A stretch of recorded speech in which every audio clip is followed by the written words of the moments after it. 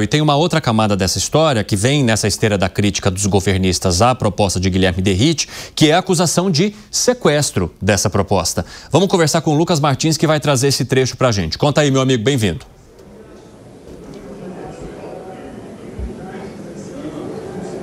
Acho que ele não está ouvindo. Vamos benzer os repórteres e os sinais dos repórteres de Brasília para que eles consigam conversar com 3 em 1. José Maria Trindade, vamos lá. Eu quero saber de você se Derrite sai, digamos, derrotado nesse recuo ou se isso faz parte da tratativa política ali no Congresso Nacional. O jogo ainda está em andamento, né? Aos 45 minutos do segundo tempo, mas está em andamento. Veja bem, a vitória do Guilherme Derrite é aprovar a lei da melhor forma possível. Ontem eu disse aqui sobre os limites do relator. O relator ele não tem poder total sobre o texto aprovado. Ele tem um poder ali sobre o texto a ser apresentado. Mas é a maioria que define. E a gente viu ali claramente que ele encontrou uma barreira pesada, que foi o presidente da Câmara, o deputado Hugo Mota. O deputado Hugo Mota negociou na frente do relator, conversou com lideranças, conversou com o ministro Ricardo Lewandowski, com o diretor da Polícia. O diretor da Polícia Federal também acabou entrando nessa conversa, né? Ele não é bem visto, o diretor da Polícia Federal não é bem visto ali no Congresso Nacional, porque acham que ele é muito, vamos dizer assim, muito centrado ali na Polícia Federal, muito corporativista e não olha para fora da Polícia Federal, talvez até por isso que houve essa brecha de uma tentativa de retirar prerrogativas da Polícia Federal. Nunca houve um debate assim no parlamento, muito pelo contrário. A Polícia Federal foi muito elogiada tempos atrás, né, no processo lá da Petrobras, dessas operações da Petrobras e tal. E agora a Polícia Federal está sendo colocada em xeque, exatamente por falta de comando. A diretoria não conversa, a diretoria é olhando muito internamente para alguns grupos dentro da própria Polícia Federal. Isso fragilizou a instituição politicamente, segundo avaliações no Congresso Nacional. E o Derrite está sendo inteligente. Ele está aprovando um projeto possível, vai aprovar, e é esse o objetivo. O objetivo do relator é aprovar o projeto. O conteúdo ele é formado com a maioria, até porque emendas serão apresentadas durante o curso e principalmente na hora final de votação. Ele vai aumentar as penas, até porque o PT colocou isso aí, pode colocar 40 anos para a formação de facção. O debate era um medo dessa palavra, terrorismo, né? Porque o PT está convencido de que movimentos sociais podem ser considerados como terrorista, que pode haver uma intervenção internacional considerando o tráfico de drogas aqui como terrorismo e tal, mas são medos infundados. Mas eu concordo com a palavra muito forte. Então a ideia é aumentar as penas, né, e criar esse novo tipo penal que é facção criminosa ou milícia, e ele sairá vitorioso porque vai aprovar o projeto. O texto ainda está ali, informação dependendo de debates e de detalhes. Sim, Zé. Sobre essa questão do sequestro, do roubo do projeto, vamos então conversar agora com o nosso Lucas Martins. E eu acho que agora ele está nos ouvindo e vai poder conversar conosco. Osana, rei, Osana, ha. Vai lá, Lucas Martins. Funcionou, minha oração funcionou. Oi, Evandro, muito boa tarde para você, para todo mundo que está na nossa companhia. Exatamente, olha só, são manifestações do governo federal, especificamente do presidente Lula em relação ao projeto, né? Ele disse que esse projeto foi sequestrado primeiro pela questão da relatoria ter ficado com Guilherme Derrite, isso porque Guilherme Derrite é bem próximo de Tarcísio de Freitas, ele que é secretário de Segurança Pública de São Paulo, está afastado do cargo para exercer o cargo de deputado federal para tratar justamente sobre esse projeto aí anti-facções. Então tem esse contexto, o presidente Lula teria se mostrado irritado com o relatório inicial que foi apresentado por Guilherme Derrite e ele disse que esse projeto foi roubado aí pela oposição, né? Isso porque a relatoria teria ficado aí com o nome de uma pessoa próxima a Tarcísio de Freitas num possível cenário para a campanha eleitoral eleitoral de 2026. Segundo interlocutores do Palácio do Planalto, a oposição não quer dar a Lula qualquer autonomia em propostas que tratam da segurança pública. E aí teve essa reação do presidente Lula em relação a toda essa situação. O que acontece? Com esse incômodo do presidente Lula, ele chegou, inclusive, no fim de semana, a ligar para Hugo Mota, para o presidente da Câmara dos Deputados, para reclamar da relatoria ter ficado com Guilherme Derrite, né? Mesmo aí com a agenda superlotada, com questões da COP e também com a presença dele na CELAC, ele tirou um tempo para reclamar sobre a relatoria. E aí tem essa questão também de alguns pontos que Guilherme Derrite cedeu aí, como o enfraquecimento da Polícia Federal em relação a algumas situações, e também deixou de fazer as propostas em relação à lei antiterrorismo, o que estava previsto no relatório inicial. E segundo os assessores de Lula, o governo viu que, pelo menos nesse ponto, ele conseguiu inverter o debate. Então, é mais uma situação, mais uma sinalização do governo em relação a essa relatoria e em relação ao projeto que foi apresentado pelo governo federal, né? Isso porque Lula, é claro, defendia que o projeto que tramita na Câmara dos Deputados, em especial no Congresso Nacional, em relação a esse tema da segurança pública que é tão importante, fosse apresentado e respeitado os pontos que foi apresentado pelo governo federal. Então, mais uma manifestação de Lula aí em relação a toda essa situação do pacote antifacções. Volto com vocês. Deus te abençoe, Lucas. Valeu.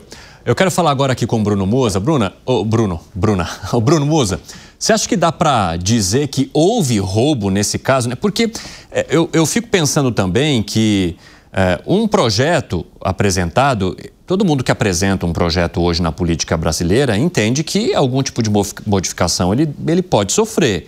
Então não é essa coisa, meu projetinho aqui, vou apresentar, se fizerem uma mudança vão roubar o meu projeto. Você entende dessa maneira? Que houve um roubo, não. Na verdade, ele quer agora, obviamente, ele, Lula e todo mundo, toda a parte política como um todo, quer, obviamente, puxar os méritos para si. Como a gente viu nas pesquisas recentes que saíram e como do dia a dia da rua, que eu acho que é a principal pesquisa, o tema segurança pública, ele é disparado o que mais gera preocupação, comentários, desgastes no Brasil, ainda mais agora depois dessa operação aí que aconteceu para ir atrás, obviamente, do que eu considero os grupos terroristas. Se não é ainda na lei, sou eu que estou puxando isso aqui para mim. Então, mostrou todo o apoio da população, pela obviedade que pelo terror que eles causam nas cidades brasileiras, essas facções criminosas. Então, eles querem puxar o mérito para si, ainda mais quando nós estamos chegando muito próximo agora das eleições. O Lula quer puxar esse lado para não deixar a oposição usar o grande discurso, né, da segurança pública para continuar tirando pontos ou intenções de votos do governo. Agora, o que me chamou a atenção, eu entendo que o Zé Maria colocou a respeito dele estar sendo inteligente ou pragmático ou político na decisão, quando eu comecei a ler essa notícia, me vieram dois pontos aqui na minha cabeça, talvez até seria importante ouvir essa opinião. Eu entendi aqui que seria, ou ele negociou, jogou a mais do que ele pretendia, para que nessa negociação ele conseguisse aumentar a pena, mas que não fosse colocado o grupo como terrorista. E o segundo ponto é uma imensa pressão. Mas vale lembrar que o Derrite, ele é preparado para receber pressões muito mais fortes do que essa. Então eu confesso que eu fiquei um pouco perdido nesse recuo, digamos assim, do próprio Derrite. Afinal de contas, ao que me parece, em algumas entrevistas, ele fala abertamente, assim como eu concordo, que essas facções, elas são e deveriam ser colocadas como terroristas justamente pelos fatos que elas praticam, pelos atos que elas praticam diariamente nas grandes capitais brasileiras, né, por todo o território nacional. Então, eu tenho esses dois campos. Será que foi uma estratégia de negociação para conseguir, pelo menos, aumentar as leis as penas, ou, por outro lado, a pressão que ele está sofrendo. Eu tenho um certo medo se for apenas propor penas mais altas, porque eu, infelizmente, assim como muitos brasileiros, não confiamos no judiciário. E no Brasil, quando você é condenado com, 10 anos, você vai estar solto na rua em 1 mês, quando fica preso, né? Penas até 8 anos, você responde em liberdade. Então, me parece muito mais digamos, uma narrativa do que efetivamente cumprir a pena, como de fato é nos Estados Unidos. Então, eu confesso que eu fiquei um pouco perdido com relação a isso. Mas eu acho interessante que o Guilherme Derrite tenta combater essa possibilidade ao aumentar as penas de facções criminosas e, principalmente, exigir nessa lei que 85% dessa pena que é executada ali durante a condenação seja cumprida. E que a progressão só possa começar depois desse cumprimento, ou seja, querendo garantir que pelo menos a justiça puna essas pessoas da maneira como se espera. E não nos casos que nós estamos acostumados a acompanhar hoje, em que você tem esses crimes de altas penas, mas que ao entrar no presídio, a punição já começa a progredir assim logo depois de alguns anos. Então, acho que é esse recado que o Guilherme Derrite tenta passar quando fala de aumento da punição. Agora, o Alangani, você acha que ele cometeu uma gafe ao querer alterar a atuação da Polícia Federal?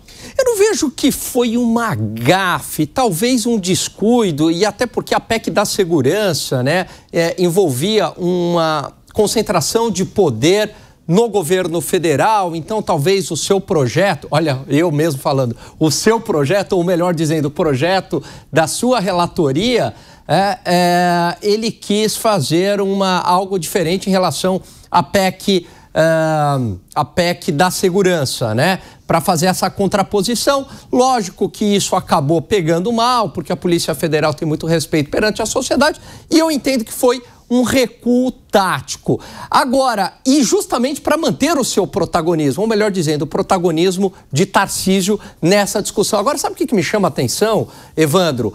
No tema segurança pública, que foi um tema primordial para Bolsonaro ganhar em 2018, porque explorou muito bem, porque era identificado como aquele candidato, né, que iria resolver o problema, que era linha dura, etc. Quem está agora pautando este debate não é mais o grupo de Bolsonaro, hein?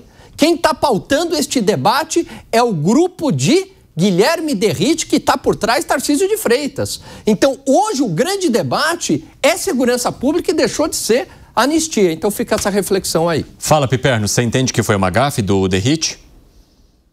Foi algo constrangedor, mas a questão é a quem interessava isso. Veja, a Polícia Federal ela é reconhecidamente a melhor corporação de segurança que o país tem.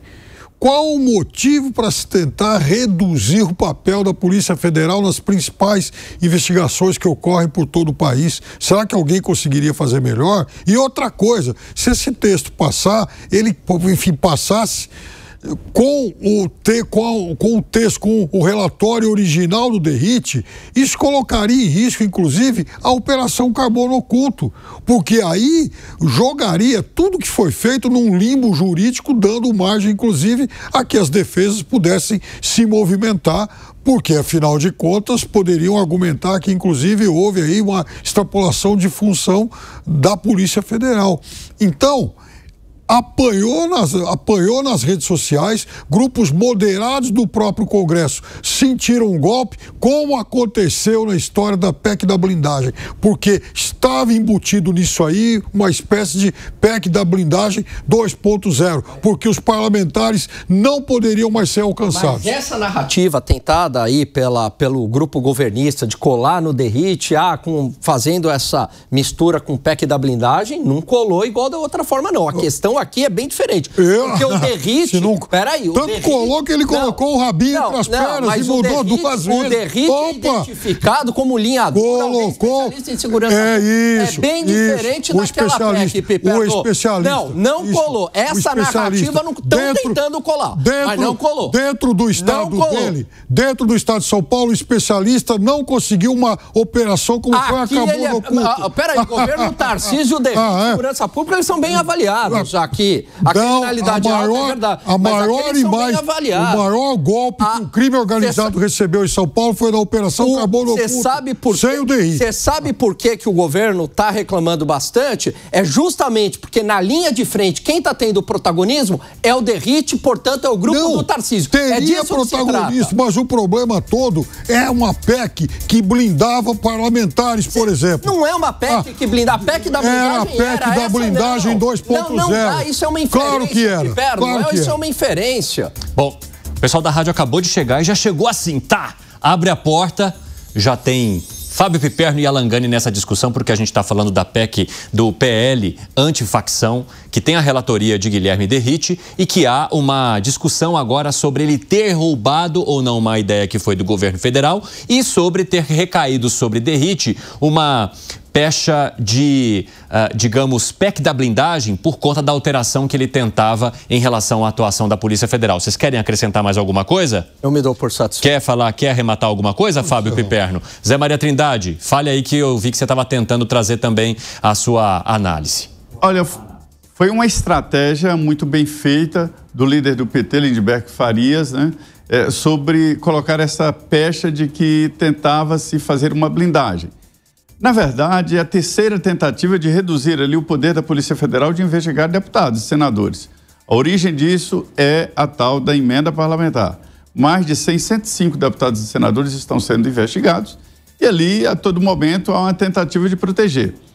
Eu te confesso que eu não gostei da ideia de reduzir o papel da Polícia Federal, ou mesmo tutelar a Polícia Federal a comandos políticos, ou seja, a governadores. Eu não entendi, surpreendeu esta história. Já a transformação em crime de terrorismo, isso virá através de outro projeto. O líder do PL na Câmara, deputado Sóstenes, me disse que não desistiu ainda e pode ser tratado em outro projeto que não essa lei antifacção. Fala, Piperno. Já que o Zé tocou nesse ponto, em vários estados do país, você sabe disso melhor do que nós, há sérias e rigorosas investigações contra desembargadores, inclusive sobre venda de sentenças a partir do STJ. Depois que pegaram o celular lá daquele advogado do Mato Grosso, Roberto Zampieri, descobriu-se aí uma teia que vai longe. Ela ultrapassa vários estados. Então, há desembargadores afastados na Bahia, no Maranhão, Tocantins, Mato Grosso e juízes por aí também. Imagina se passa um negócio desse afastando ou pelo menos dificultando o trabalho da Polícia Federal. Mas eu acho que essa turma, mais dezenas e dezenas de deputados enroscados com emendas, sairiam soltando fogos por aí.